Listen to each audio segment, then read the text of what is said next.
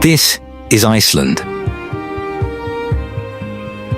A country built on a wound in the earth, where two tectonic plates are pulling apart at roughly the same speed a fingernail grows, and where the ground itself sometimes cracks open and pours out molten rock in full view of the highway.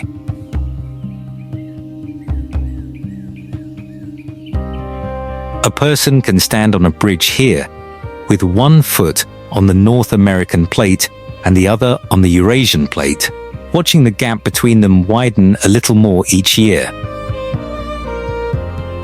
It is a landscape still being made, in real time.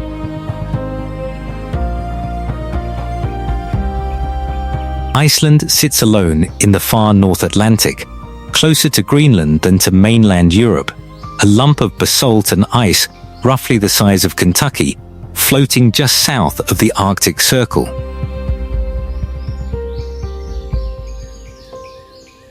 The air carries a mineral sharpness, salt spray mixed with sulfur, and weather arrives not gently, but as a system, cycling through sun, sleet, and wind within the same hour.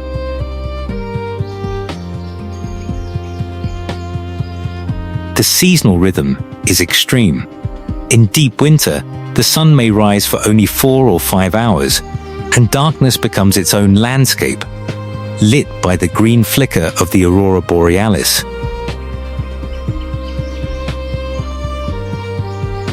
By midsummer, that pattern flips entirely. The sun barely dips below the horizon, and the country runs on what locals call the midnight sun, a soft gold light at 2 a.m. that convinces the body it should never sleep.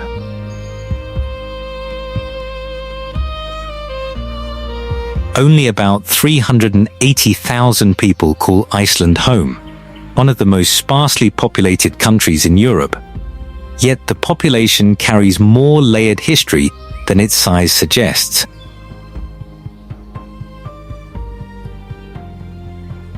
Descendants of Norse settlers and Celtic slaves brought from Ireland and Scotland more than 1,000 years ago share roots with a newer wave of Polish, Lithuanian and Filipino workers now vital to fishing towns and hotels.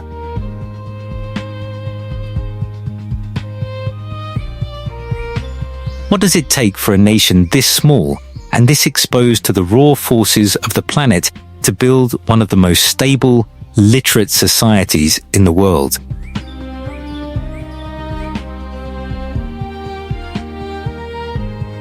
We're so glad you've made the journey here with us today. We'd love to know who's watching along with us. Leave a comment telling us where in the world you're joining from, and share one place you've always dreamed of seeing with your own eyes.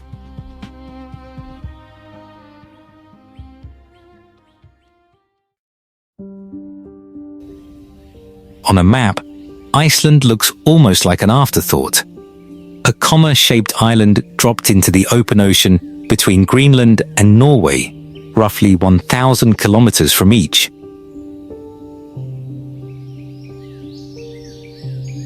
At just over 103,000 square kilometers, it is the second largest island in Europe after Great Britain, yet it holds barely a fraction of Britain's population, giving it one of the lowest population densities on the continent.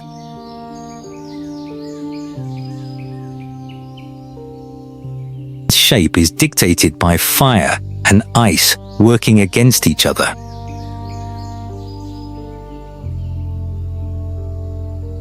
Around 11% of the country is covered by glaciers, vast white domes pressing down on volcanic systems simmering beneath them.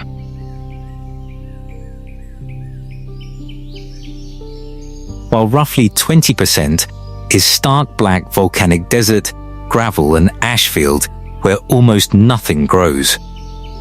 Green appears mainly in a coastal ring and scattered valleys.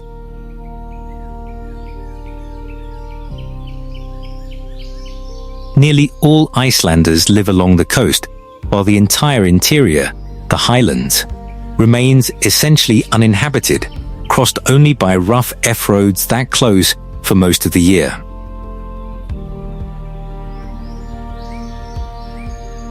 This settlement pattern is survival logic centuries old. The interior offers no harbors, no fish, no soil worth farming, and weather that can turn lethal within minutes.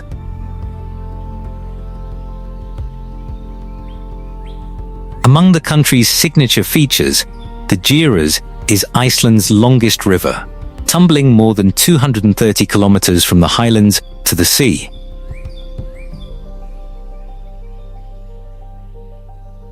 Vatnajökull, dominating the southeast, is the largest ice cap in Europe by volume, covering roughly 8% of the country and concealing active volcanoes beneath its ice, including Grímsvötn and Brabunga.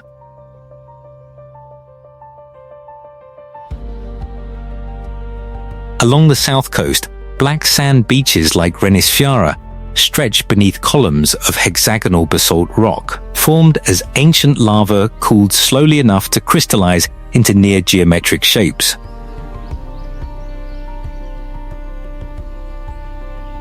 The Westfjords, a remote peninsula connected to the rest of Iceland by only a narrow strip of land, form a labyrinth of fjords and cliffs where the Arctic fox, Iceland's only native land mammal, still roams undisturbed.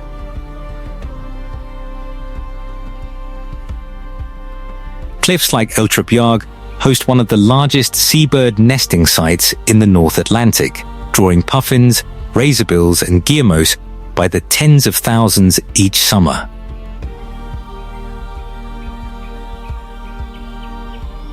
Further east, the wetlands and river deltas around Skaftafell form a different kind of landscape entirely.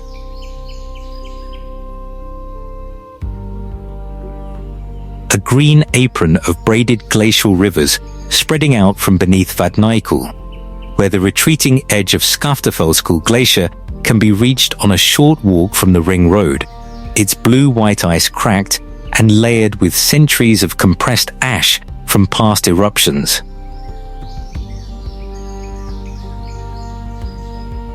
Leaving Reykjavik and heading inland is a study in disappearing color.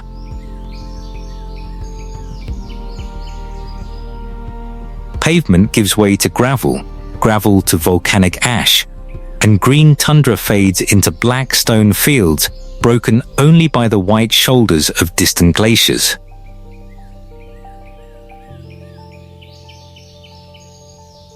The moss-covered lava fields of the south are among the most otherworldly sights in the country, a thick green-grey carpet so soft underfoot it can take decades to regrow if disturbed.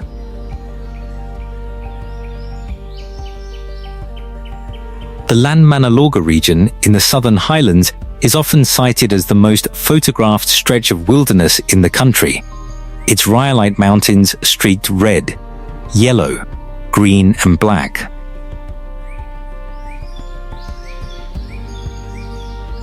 Further north, the Askja caldera sits deep in the Daron Desert. Terrain so barren and moon-like that NASA sent Apollo astronauts here in the 1960s to train for lunar missions.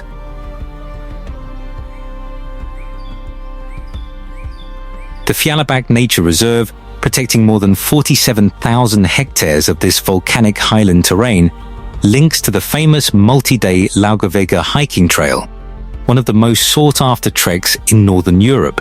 Its route crossing hot springs, obsidian lava fields, and glacial river crossings within a single day's walk.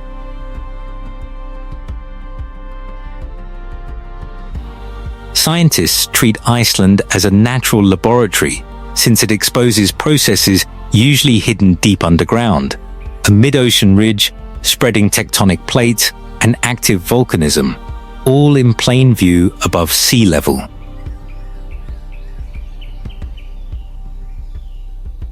Geologists travel here specifically to study, in real time, forces that shape the ocean floors of the entire planet over millions of years.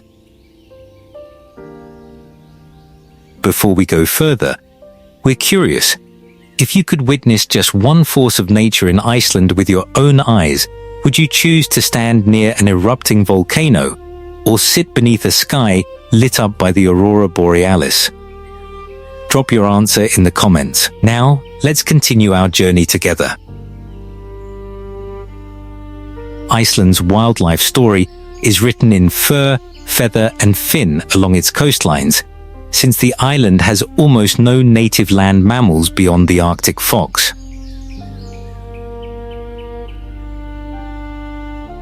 The Icelandic horse, though domesticated, roams in semi-feral herds, a small, sturdy breed kept so genetically pure that once a horse leaves the island, it can never return, to protect the herd from disease.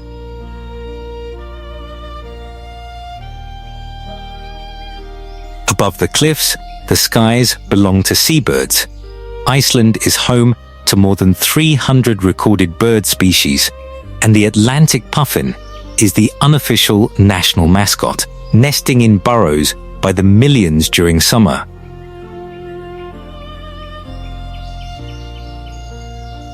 The white-tailed eagle, once hunted to near extinction, has slowly recovered, while the gerfalcon, the largest falcon species in the world, hunts across the highlands and appears on the presidential coat of arms.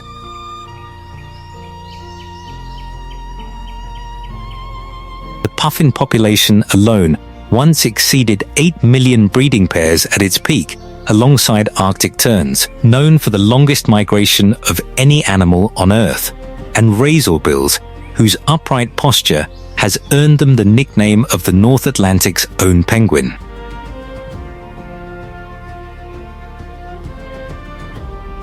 In the water's cold, nutrient-rich currents support Atlantic cod, herring, and capelin in vast schools, forming the backbone of an economy built on the sea for over 1,000 years, while harbor seals haul out on black sand beaches and Arctic char thrive in glacial lakes.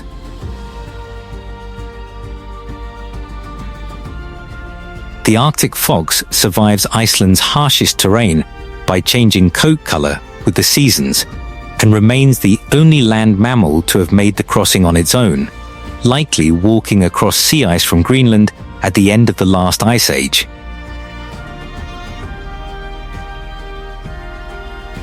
Just offshore, some of the richest whale watching grounds in Europe draw humpback, minke, and occasionally blue and orca whales through Faxafli Bay near Reykjavik and Skjolfandi Bay near Shark, a town nicknamed the whale-watching capital of Iceland.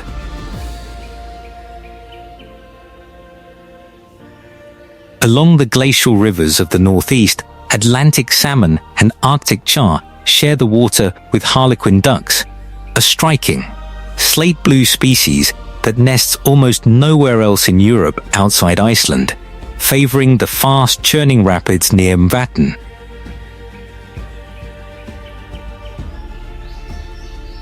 A shallow volcanic lake whose surrounding pseudocraters and bubbling mud pools make it one of the most biologically dense wetlands on the island.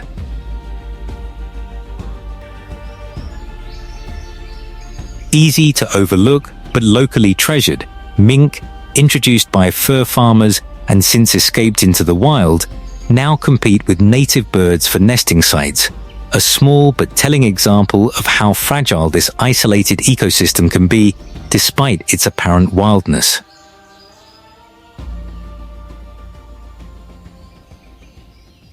Signature natural spectacle may be the site of hundreds of thousands of seabirds returning to their cliffside colonies each spring in a single thunderous wave of motion and sound, transforming quiet, wind-battered cliffs into some of the densest concentrations of bird life on the planet.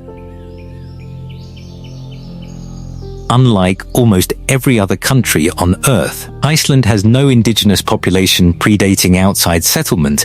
The island was entirely uninhabited until the 9th century.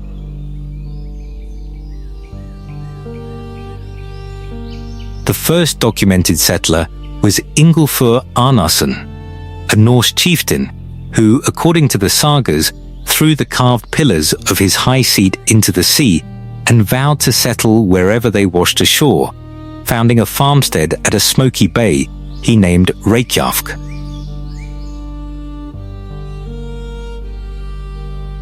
waves of Norse settlers followed, bringing with them a significant number of Gaelic people from Ireland and Scotland, some free and some enslaved, whose descendants form a measurable part of the modern Icelandic gene pool, contradicting the popular image of a purely Scandinavian founding population.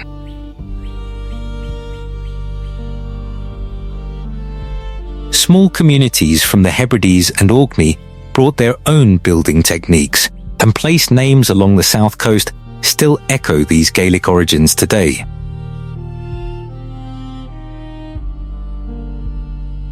Medieval Iceland organized itself not around a king, but around independent chieftains, or gore, who resolved disputes through a system of assemblies.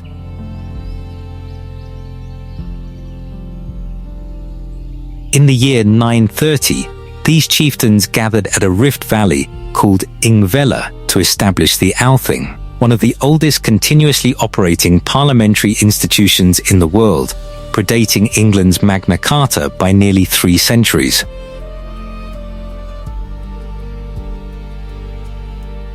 Laws were recited aloud from memory by an elected law speaker, standing on a rock outcrop known as the Law Rock, since writing had not yet fully taken hold on the island.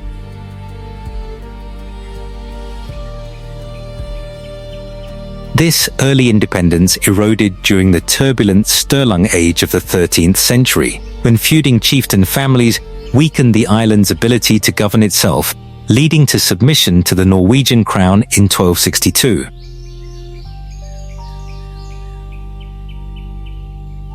Centuries later, control passed to Denmark, which imposed a strict trade monopoly in 1602, forbidding Icelanders from trading with anyone but licensed Danish merchants, plunging the island into poverty for generations.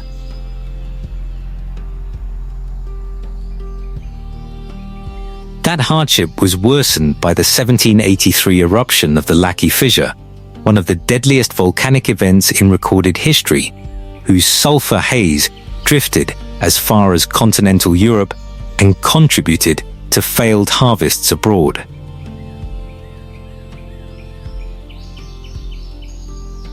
The 19th century brought a slow independence movement led by Jane Sigurðsson, whose portrait still appears on Icelandic currency and whose birthday, June 17th, later became the national day in his honor. Iceland gained home rule in 1904 and became a sovereign kingdom in union with Denmark in 1918.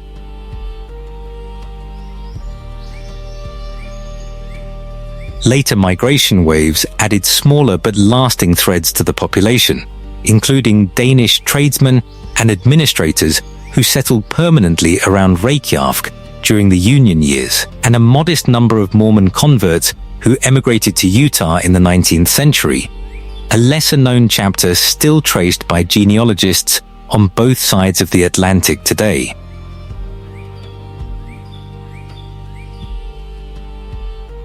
Iceland was drawn into global events during the Second World War, when British forces occupied the neutral island in 1940, followed by American troops, whose wartime presence brought sudden wage labor and infrastructure that transformed the economy almost overnight, a period locals still call the Blessed War.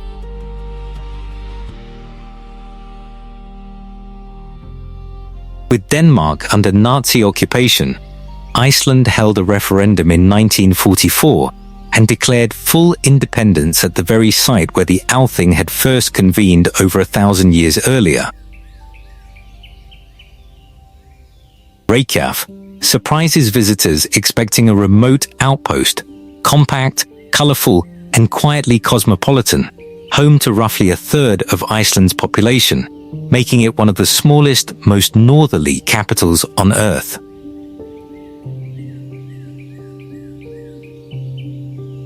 From above, the city spreads low along a curving harbor, its skyline marked by colorful corrugated metal rooftops rather than towers.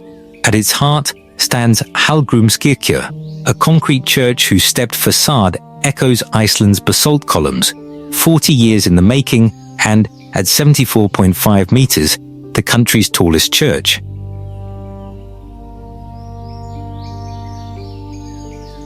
Nearby, Harper Concert Hall rises from the waterfront, its glass facade a honeycomb of basalt-inspired panels shifting color with the light, opened after 2008's collapse, becoming a symbol of resilience.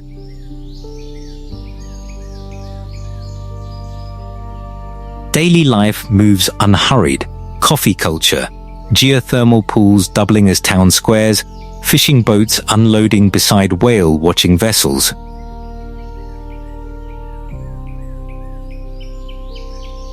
Along Lago Vega, students, fishermen's descendants, immigrants, and tourists mingle within an afternoon.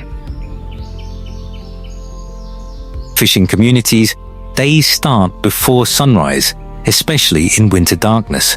Boots on gravel, engines warming in the harbor, salt and diesel in the air, a workday shaping Icelandic coastal life for over 1,000 years.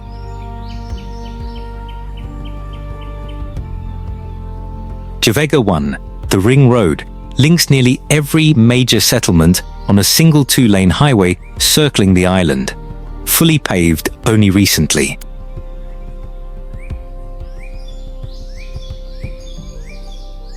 Finally connecting towns once reachable only by sea or treacherous mountain passes.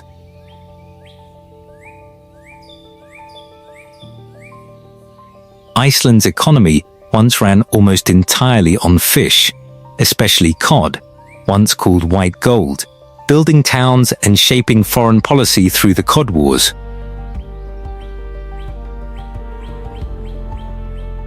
Tourism and geothermal energy have since joined it, powering aluminum smelters drawn by cheap renewable electricity, bringing jobs to rural towns but straining fragile sites and raising Reykjavik housing costs.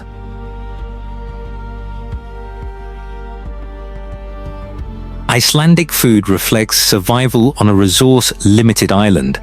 Lamb grazed on wild highland grasses, often smoked into hangit, skyr, a thick dairy staple since early settlement, and carl, fermented shark, traditionally chased with a shot of brennivin.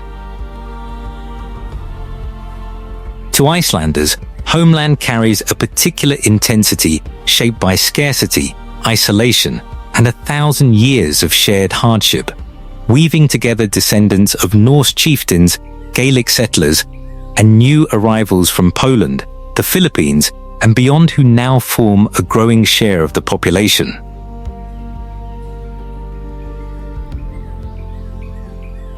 The Icelandic language sits at the center of that identity, actively protected by a national committee that coins new Icelandic words for modern technology rather than importing English terms.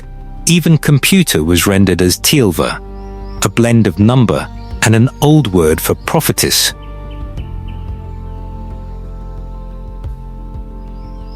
Community closeness shows up in small ways. Neighbors still gather each autumn for ritia, the sheep round up, when flocks that have grazed freely all summer are herded down and sorted by owner in noisy celebratory pens.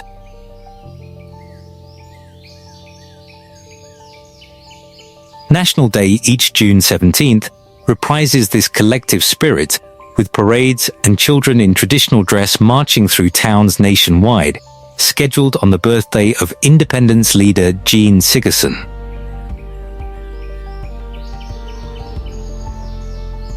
Iceland's flag, a red cross fringed in white against deep blue, is said to represent fire, ice, and the ocean surrounding the island, while the national anthem, written originally as a hymn for the 1874 millennial celebration of Norse settlement, was later formally adopted upon independence.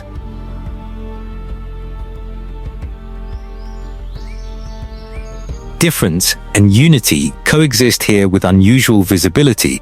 A Filipino-run corner shop beside a century-old wool shop, hymns sung in Icelandic beside pop songs sung in English at the same summer festival.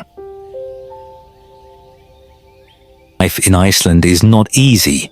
Long dark winters, brutal wind, a punishing cost of living, and a landscape that occasionally reminds residents it can never fully be tamed.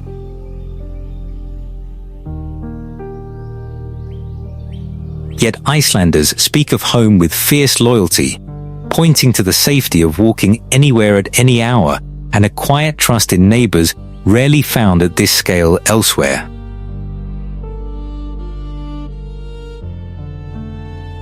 Consider a young Icelander who left for university in Copenhagen, drawn by milder winters and a bigger city.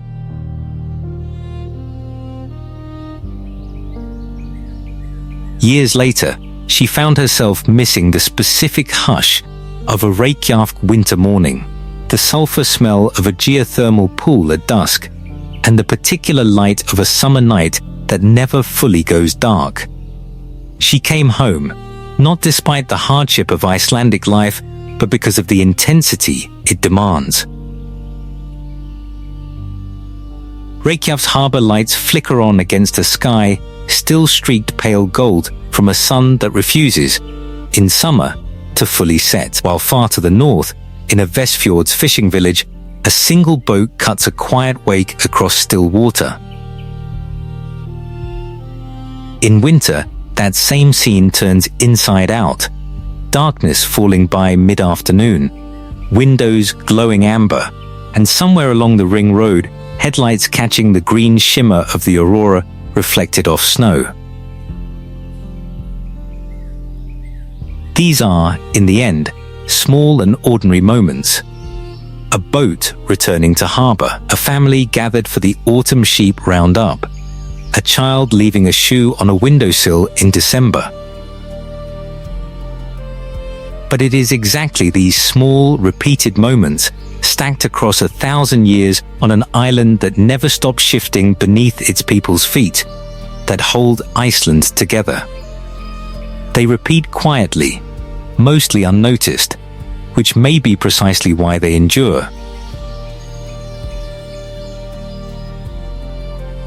Thank you for spending this time with us, exploring the fire, ice, and quiet resilience of Iceland. If this journey moved you, subscribe for more stories like it, and tell us in the comments where in the world we should travel to next.